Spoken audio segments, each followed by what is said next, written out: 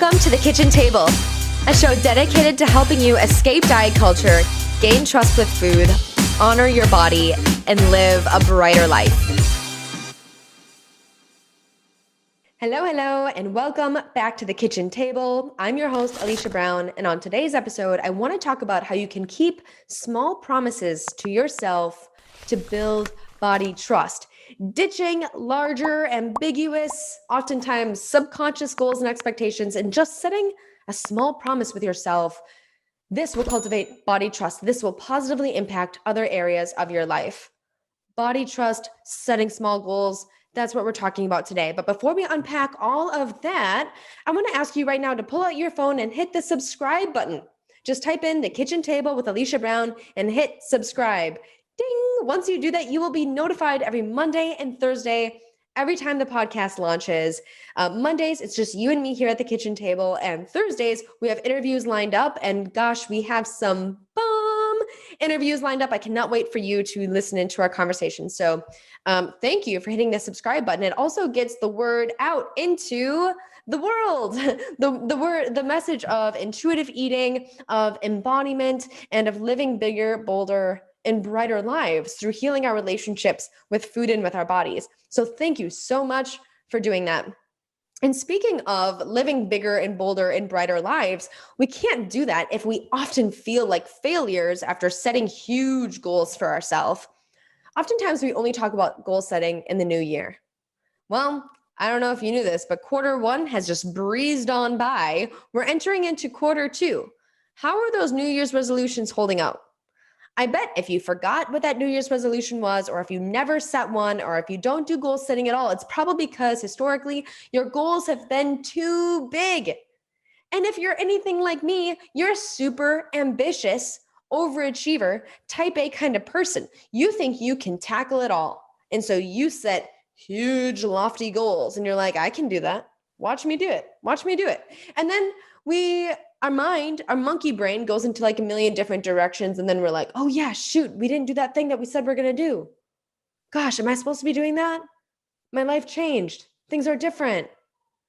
You know, like every time I set a goal, I cringe because I'm like, oh yeah, I mean, I wanted to do that, but then a pandemic hit and then this thing got in the way. Oh, and then I had a baby. Oh, I got married and that, okay, these 10 other things happened, you know?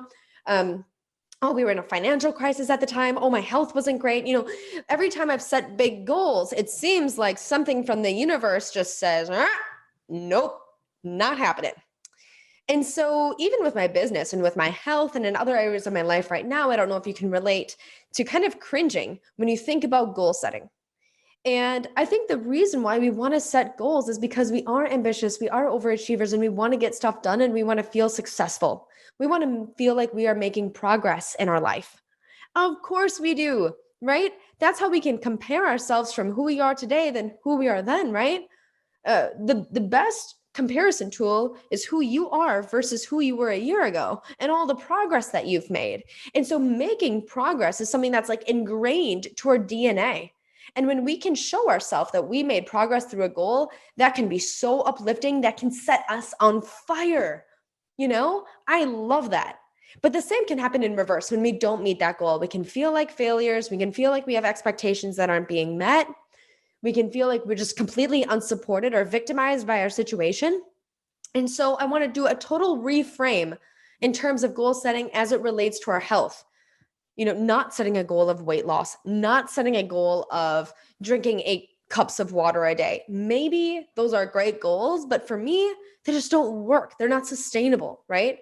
And oftentimes it's like we set that goal and we want to do it for like a month, 3 months, 6 months, a year. All of this is too big, too ambiguous. The why or the reason behind the goal isn't enough to keep us in the work, and we completely forget about it. And then we just go through phases of like drinking the water, not drinking the water, going to the workout, not going to the workout. It's like this black and white mindset when really it's like we're not living in alignment with how we want to show up fully to sustain it, right? And so in there comes the piece of embodiment and listening to the body and having the ability to meet our body's needs. But in order to do that, in order to really listen to the body and to let the body lead, I think sometimes we can set a daily goal or a daily intention or a daily promise to ourselves that for only one day, no matter what, we're going to do this one thing that's super small, super easy, and super simple that otherwise we might not make time for, we might not do otherwise. And so, setting a small promise or making a small promise to yourself, a small intention, a small goal for one single day can help you realize how successful you are. So the challenge in some of these huge goals is that they're just too big, they're too long over a span of time. I want us to make these goals so like eons smaller, so much smaller. So that you just focus on one small promise to keep to yourself today. And I don't know if you're anything like me, but I have like, oh, when I think about setting a small promise to myself or making a small goal, my mind comes up with like 50 goals right off the bat, right? I want to organize my pantry. I want to put something away in the back room. I want to vacuum. I want to, like drink the 8 cups of water, right? Like my mind goes through so many goals at once that I actually have a notebook here where I've jotted down probably about 50 goals. And when I need a reminder of something that I want to do for myself, I go back and reference these goals. And I don't cross any of them off the list. I keep them because if I enjoyed how my body felt after drinking that 8 cups of water, I might keep that goal for the next day. Totally negotiable, right? Maybe then the next day it's organizing 2 bins in the back room or the storage closet. Or maybe it's today cooking one new meal for myself based on what I have left in the fridge, trying something new, a new sauce, right? Or a new condiment, or trying something new in the culinary sphere. How fun can that be, right? So these small promises, they have to have a why behind them, and they have to be in some ways fun.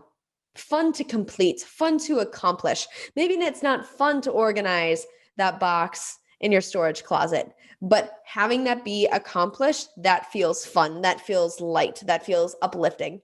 And it makes it so not daunting that it feels like, oh, of course I can do that thing. Oh, no matter what, of course I can vacuum at some point today. And then you lay your head on the pillow at night and you said, okay, I did everything that was expected of me today. And I kept this one promise to myself. That feels really good.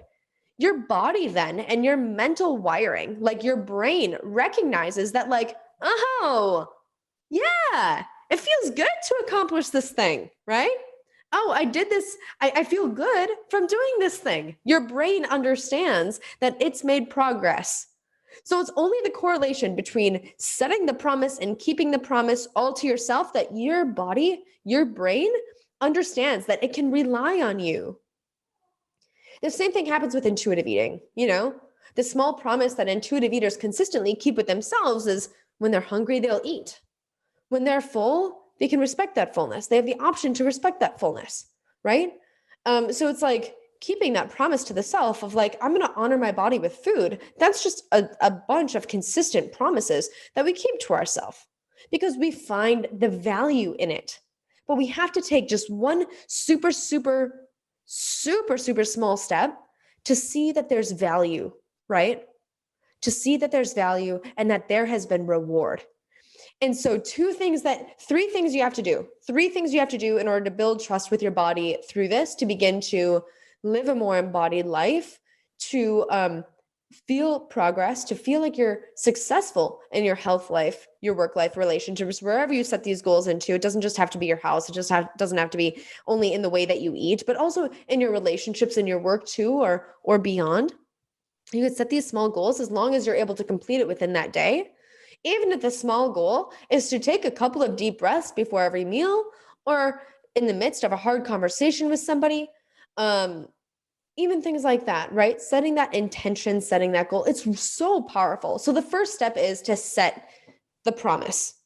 And what I find is super helpful is not just to let it go into the world, but to actually write the thing down, write it down, right?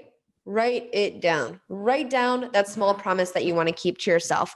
I want to vacuum my house today, or I will vacuum my house today. The small promise I'll keep to myself today is to vacuum my house, or fill in the blank with whatever your small promise is. Second thing is to take action. Now, even if you're tired, even if it doesn't feel right, even if fill in the blank excuse, right? Doing your best, no matter what, to fulfill this promise that you made with yourself, it's really important because it's a promise. This is how we build trust with other people. So, of course, it's how we build trust with ourselves, right? So, create time and space in your schedule to make it happen. It's really important. We need to understand that we can rely on ourselves. So making that promise and not fulfilling that promise then tells our brain we're not reliable, we're not dependable, we failed. When we make that promise to ourselves and we thank ourselves, which is the third thing, is to say, like, yeah, nice job, well done, congratulations, you rock, you're awesome, you did it. That is really important. What's lacking in our current world right now is encouragement. We all need more encouragement, especially as adults in our work lives, right? Oh my gosh, like I tell my husband all the time, like, you are doing awesome. You're doing awesome in your work, right? When I get positive feedback from my clients, I am like, yes, encouragement. It feels so good to be encouraged, right? It makes you feel supported. It makes you feel worthy and valued. We need to offer that also to ourselves, right? Self-encouragement is self-empowerment. That keeps us going. That tells our brain, you did it. That's a reward thing. The reward is the gratification, the satisfaction that you got from making that small promise to yourself. So today, try this on. Make a small promise to yourself. Maybe if vacuuming the house sounds too big, that's my small promise today. P.S. Opa, our dog, is like in shedding mode right now. My mom's joking. My mom was joking with me the other day. She was like, "Oh, it's shedding season, right? Your dog only sheds seasonally." And I'm like, "Actually, yes, mom. It's actually the season it sheds." And she laughs because she thinks the dog just sheds a lot all the time. We bought the dog, and I was like, "Oh, mom, yeah, the dog only sheds seasonally. He sheds a bunch." Um, and she's like, "Oh yeah, is it just like the season it sheds now?" I'm like, "Yeah, it's more than usual." There's the usual, and then there's the more than the usual. If you don't know, we have a little black chow chow. His name is Opa, Opa the Chow. And we love him so much, but he is leaving these black clumps of hair all over the house. And Amelia sometimes like wants to eat it, and it's disgusting and whatever. Anyway, I'm sharing my small promise today is to vacuum the house. I will vacuum the house no matter what today. I can't stand the hair anymore. And so today I will vacuum the house. I feel like I'm always vacuuming, but today I want to keep that promise to myself. So I'm going to carve out time in my schedule today to make that goal happen. So that's the second part. Make the goal happen. Take action. Don't let yourself down. This promise should be small enough that it's so easy to do that you will not let yourself down. If vacuuming sounds too big, of course, do not take that goal. I mean, like, you can do whatever goal that you want to set, whatever promise you want to keep to yourself. If your goal is to drink 1 cup of water today, if your goal is to tie your shoes, not even to go outside, but just to tie your shoes with the thought of going outside, that's a promise. Keep that promise to yourself. This goal should be small enough that you think it's almost stupid, but it should be small enough that you can accomplish it and give yourself kudos. That's the third part. Give yourself kudos. Say good job to yourself. That might also feel stupid. Do it anyway. You have to tell yourself that you're good, that you're accomplished, that you're successful because you did the thing. You have to provide it proof. This is also why I don't like affirmations, right? Affirmations are like, yeah, just look at yourself in the mirror and tell yourself you're beautiful. Yeah, if that works for you, excellent. For me, I want proof that I'm succeeding. This keeping small promises to myself gives me proof that I'm succeeding. Even if everything else in the day is so chaotic and it seems like a whirlwind, and maybe I'm not feeling grounded, maybe I'm more anxious, maybe there's a lot of friction in my relationships with food and body or other things, at least I've kept this one small promise to myself in which I was able to say, good job. Regardless of everything else, you did this thing for yourself. And maybe it helped other people too. When we keep these small promises to ourselves, our body understands again that like, oh, you are awesome because you did the thing that you promised yourself you would do. I can rely on you. I can depend on you. You're a dependable person. You're able to say and do, you're able to do what you said you were going to do. And that's really, really important. And this is why setting huge goals doesn't work. We want to be able to fulfill that at the end of the loop. We want to fulfill the big goal that we set, but sometimes they're just too big and life just gets in the way. So we make everything smaller. We shrink the time down to one day or even 1 hour. Say within this hour, I'm going to do this thing, right? That is even smaller, sometimes can be even better. See if that works for you. But make the goal easy enough and able to fulfill enough that you can build that body trust with yourself. Because when you do that, you will gain confidence, you'll increase your self-esteem, you will recognize that you are someone who's making progress, right? That is worthy, that is able to achieve what you set out to achieve. No more dead goals. We keep our goals alive and we keep the promises that we keep to ourselves. Builds body trust. This will help you shine bigger, bolder, brighter in the world. It's something that's really helped me that I was really excited to share with you today on the show.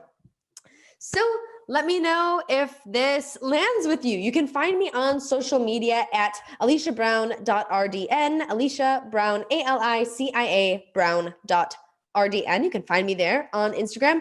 Let me know, share with me what small goal you set for yourself today. What small goal did you set for yourself today? And did you achieve it? I will celebrate it with you, right? I will give you that encouragement, no matter how small. Good job.